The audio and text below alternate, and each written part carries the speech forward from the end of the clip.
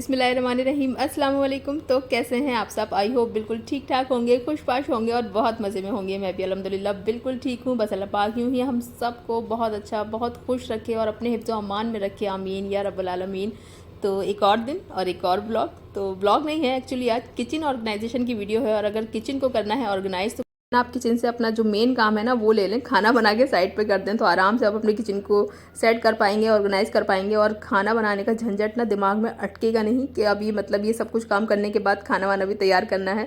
तो आज मैंने बनाई थी बिरयानी और सबसे पहले बना के साइड पे कर दी थी और उसके बाद मैंने अपने काम शुरू किए थे। काम तो रात से ही शुरू कर दी थी एक्चुअली, थोड़े बहुत ये जो कलर स्प्रे करना था ना, तो ये सब कर लिया था। जो पुराने जार थे उनके जो लिड थे, ढक्कन, उनको कलर कर लिया था मैंने सारे।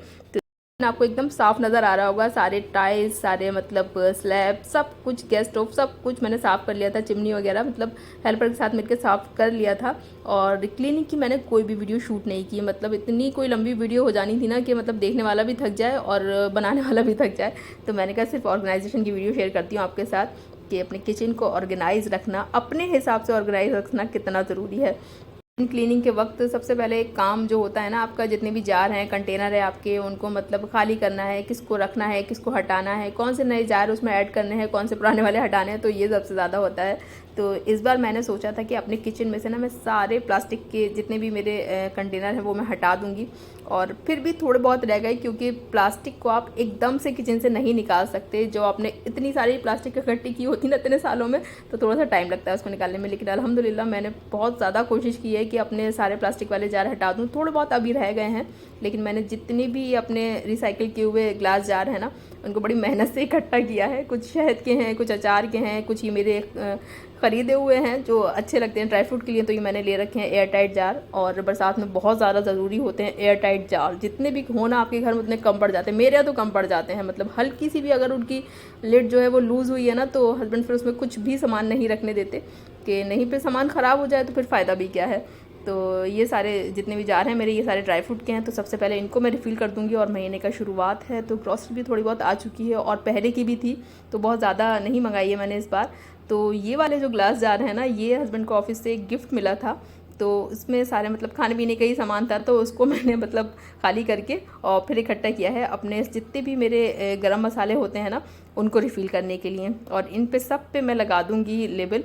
तो लेबल करना ना आपको किचन में बहुत ज़रूरी है। मतलब जाहिर सी बात है, ग्लास जा रहा है, हमें दिख भी रहा है, लेकिन अगर उस पर एक लेबल लग जाता है ना तो अच्छा भी लगता है और आसानी भी हो जाती है कि मतलब आपको सामने लिखा हुआ दिख रहा है ना, तो आपकी फ़ौरन से निकल जाती है और फ़ौरन से आप वो चीज़ उठा लेते हो। तो मैंने अब तो अपने सारे किचन में ही ना जितने भी जार हैं मेरे, सबको लेबल कर रखा है, छोटे बड़े जो भी हों। तो ये मेरे गरम मसाले वाले जार मेरे किचन का नया एडिशन है बिल्कुल। अभी मैंने इनको मतलब निकाला है और मैंने बहुत दिन से सोच रखा था, क्योंकि गरम मसाले के जो पहले मेरे पास जार थे ना, तो वो थोड़े बड़े साइज़ के थे, फिर उसमें थोड़ा थोड़ा सा गरम मसाला अच्छा भी नहीं लगता था, फिर बहुत ज़्यादा गरम मसाला मंगाना भी नहीं होता, क्योंकि फिर उनकी स्मेल चली जाती है। जाहिर सी बात है, आप बहुत ज़्यादा पुरानी चीज़ें अगर यूज़ करते हो, तो मैं बस उतना ही मंगाती हूँ जितना मुझे मतलब ज़रूरत होती है, फिर ख़त्म हो जाता है, फिर दोबारा से आ जाता है।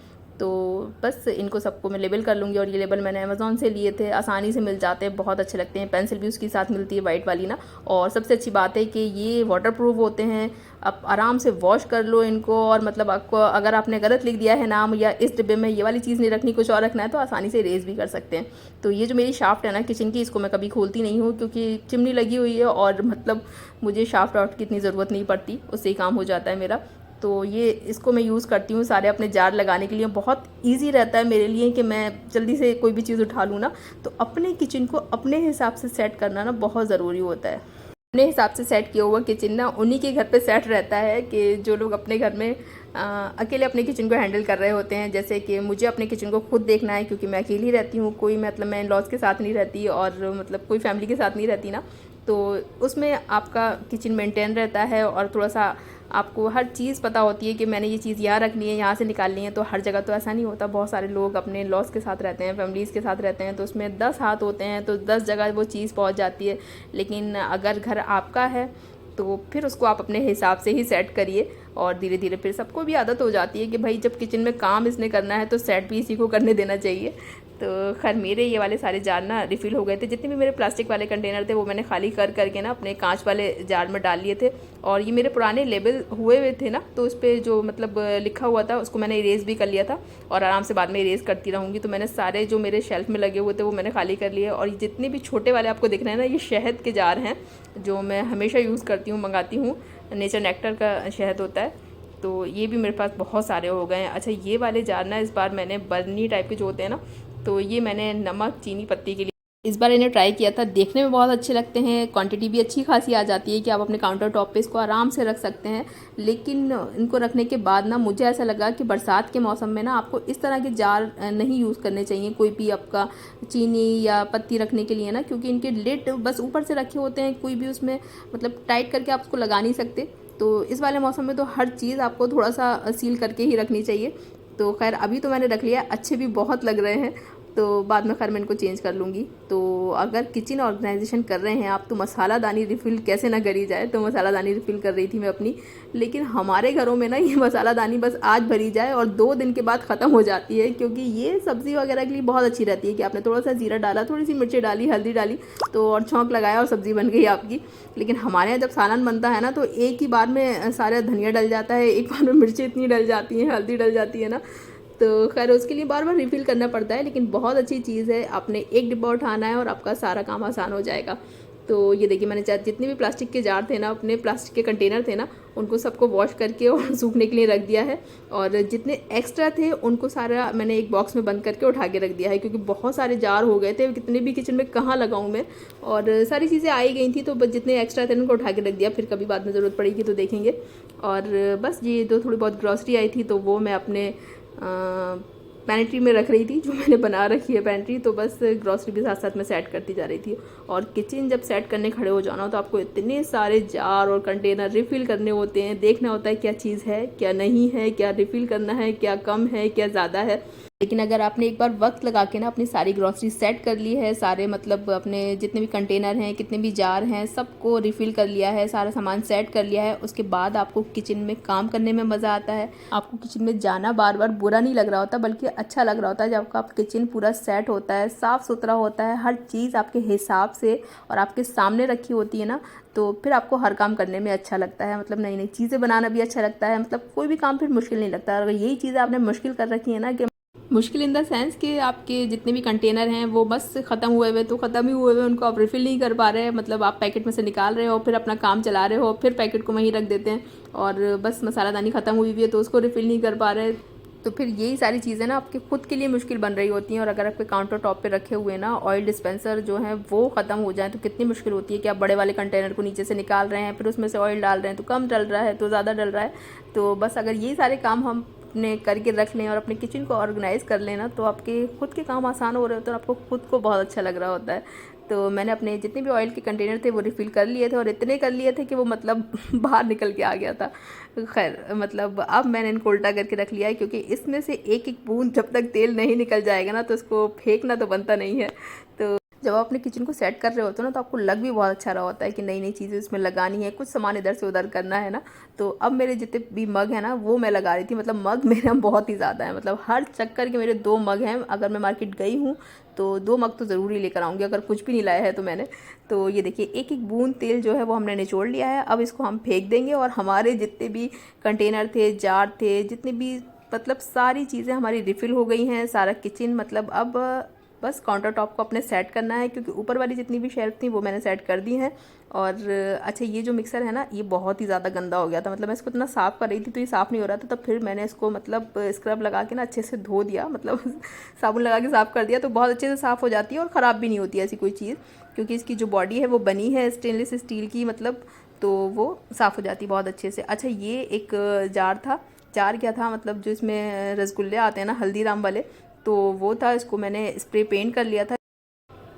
इसको मैं बना रही हूँ सदका बॉक्स, मतलब जो भी आपके डेली के अपने सदके के पैसे निकालने हैं ना तो वो इसमें इकट्ठे करते जाएं, तो मतलब आपको याद रहेगा, कम से कम ये आपके सामने रखा रहेगा ना। तो मैं इसको रखने वाली हूँ बिल्कुल अपने बेडरूम में ना, कि कम से कम निगाह पड़ेगी तो याद रहेगा कि नहीं आज हमने नहीं डाले हैं या डाले हैं।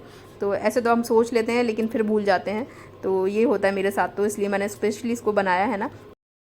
जो हल्दीराम का रसगुल्ले वाला डिब्बा आता है ना, बस उसी को पेंट वेंट करके थोड़ा सा लेस लगा के ना खदीजा ने उसको अच्छा सा बना दिया था, ताकि मैं इसको बेडरूम में रख लूँगी ना तो फिर इंशाल्लाह मुझे याद रहेगा। और अगर आप लोग भी भूल जाते हैं ना तो प्लीज़ इस तरह का एक डिब्बा ज़रूर अपने घर में बना के रखें, अपने सामने रखें, ताकि रोज़ हम लोगों को याद रहे ये चीज़ कि नहीं ये काम हमने, जैसे हर काम जो हमें डेली बेसिस पे करने होते हैं ना, तो ये काम भी हमें डेली बेसिस पे ही करना है इंशाल्लाह।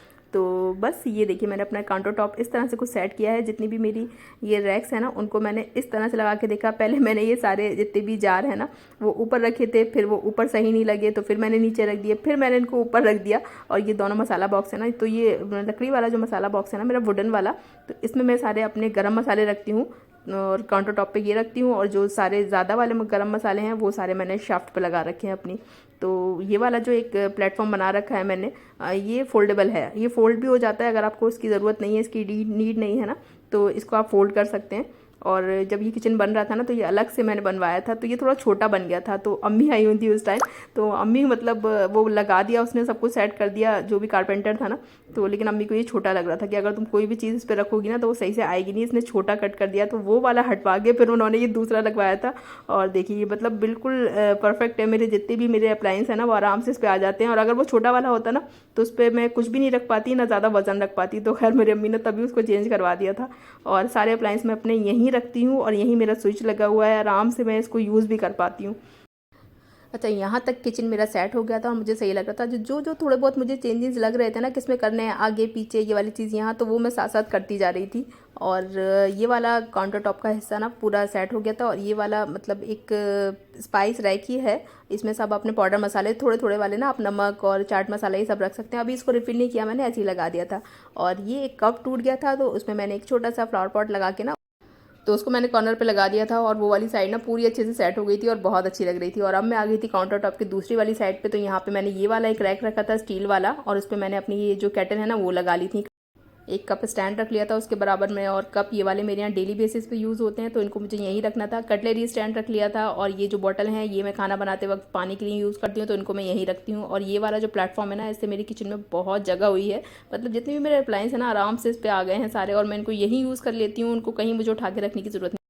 तो किचन मेरा अल्हम्दुलिल्लाह पूरी तरह हो गया था ऑर्गेनाइज्ड और बिल्कुल सेट हो गया था। और कहते हैं लोग कि किचन जो होता है ना आपके घर का दिल होता है, तो आपके दिल का साफ़ सुथरा होना और अच्छा होना बहुत ज़रूरी है आपकी ज़िंदगी में। तो बस, और अब इंजॉय कीजिए आप इसका final look. You're sick of my madness. Don't you tell me what I supposed to do. You're better off without me. Don't you tell me what I supposed to do. When I'm walking on the streets half naked, it's part of me, it's part of me. When I'm making my bright makeup, it's part of me, it's part of me. When you're crushing all my dreams and you're making me so full, get out of my life. I know what I'm supposed to do. When you're crushing all my dreams and you're making me so full, I know what I'm supposed to do.